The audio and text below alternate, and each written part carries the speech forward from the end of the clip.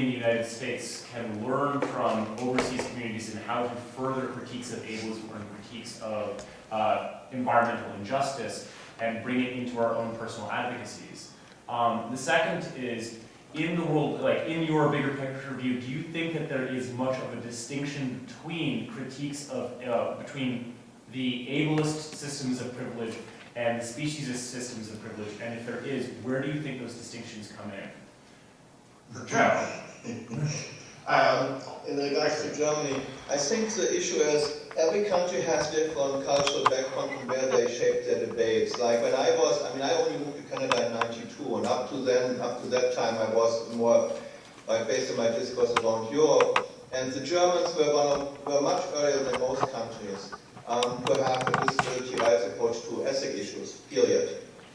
Right? They have their own institute funded by the disability, just focusing on ethic issues and so on. And so they were taking on a lot of ethicists, from whether it's Peter or Tristan Engelhardt or John Harris and so on. Much longer. And I think it's the same that there were also their coalitions much more successful at that time with others, whether it was the Green Party, the women's movement. And I think it's because in Germany, up to that time where I was living in Germany, the ethics discourse was bottom-up. It was not top-down by ethicist experts who said what is right and wrong. It was, in essence, the street who was saying what they felt was right and wrong. So the discourse was quite different to, I think, in North America, where the ethicist experts play a much bigger role. Now, Germany has also changed since I lived there, so they're moving much more seems to be to the expert area, where then someone from academia or someone tells them what is right and wrong. Some panels, commissions. And so, as to eugenics, I think, given that I was also part of talking about genetic testing at that time, I just had a better way of stepping back and saying, okay, it's not really abortion, it's not about embryos, it's really about designing human abilities, and then the technology changes with time. And I think that comes easier to me because as a biochemist, I know where I have less barriers towards these technologies and I maybe look more forward to the stuff than others. So I don't think there's per se the critique I have of the Germans is that they don't publish enough in English, right? So they have totally different discourses. Often around much more system critiques, which we don't then see in the English literature of the Germans because I write this mostly in German, which is really a bit of a problem because I think in North America we are tending to have very little system critiques, and we are more tending to specific issues like health and safety, right? Now it's also about security, right? As in military security and so on.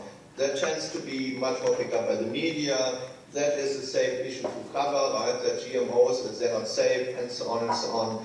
But it's very little system critiques as to why certain things, certain technologies, certain reasonings flow to the top and why other ones don't flow to the top. And I think in Germany, definitely in the science technology assessment groups I'm in, they're much more interested in system critiques around why certain things flow to the top than any one thing, okay, this is not unsafe and so on, because that's fairly easy to deal with, right? So system critique is much more difficult. And the ability studies and the way I moved it is allowing me more to have a system critique. Independent of whether it's Germans or Americans, or I do a lot of stuff in Asia, right, where the framework of reference is again quite different. Right, so, but with a system critique around the ability expectation, you can first even do a taxonomy of what do the different cultures, what do the different microgroups, what ability expectations are high on their list and which ones aren't. And from there I can really I can really predict what their views on certain topics are and how far I can push them and how far they will go. Right? So I'm more doing the analysis around that instead of, right, and then say, okay, if this is, and then I do decision trees. saying, okay, if this is your ability expectation, if this is what you buy into, and then I go down and say, okay, this is then in essence the logical outcome of your initial reasoning. And then they have to decide, as whether social contract or with among the groups, whether that is that outcome they really can, live with. And if they can't, then they have to, change what was on the top, which led to the logical endpoint of what they don't like. And it may be because I see myself, or I've labeled a lot often as an ethicist, and I see my role as outlining consequences, not as telling people what is right and wrong. I either say, if this is this is the premise, this is the end result in a logical fashion.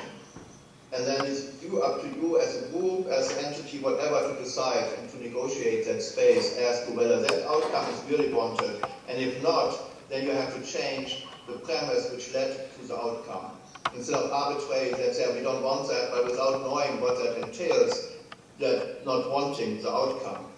And that's how I just, work. I see this as more useful than telling people, I believe you should do X, Y, Z.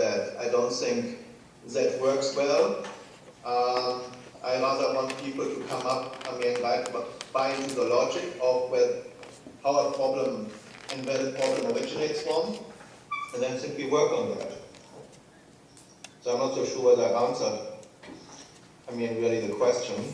Around speciesism, right? I myself don't do much work on animal rights yet.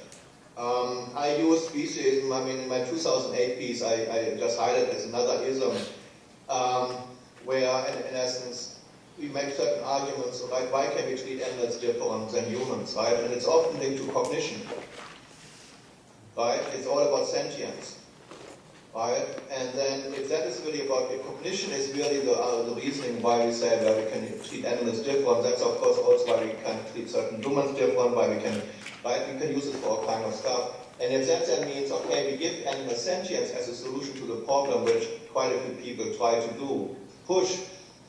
I just try to highlight, well, this is not really getting rid of, you're just buying, how would normally say, you're trying to use the art, you accept the ability expectation of the oppressor, and you're just trying to find a technical solution to get to that one. And I think down the road this will not win. So if you buy into the ability expectation of cognition as an acceptable ism, right, an acceptable ability expectation, I think you will not get rid of a speciesism, right, by adding technologies to make animals sentient. Then you only will get another fight where someone will say, but the animals are not sentient enough. Right? So I think, but I haven't worked as much on that area besides, highlighting where I think a lot of our less treatment of animals or the divergent treatment of animals versus humans might come from, which I think cognition is definitely one of the arguments we use. Thank you so much for this exciting panel. Great conversation. Hopefully the article will also be written from all three of you.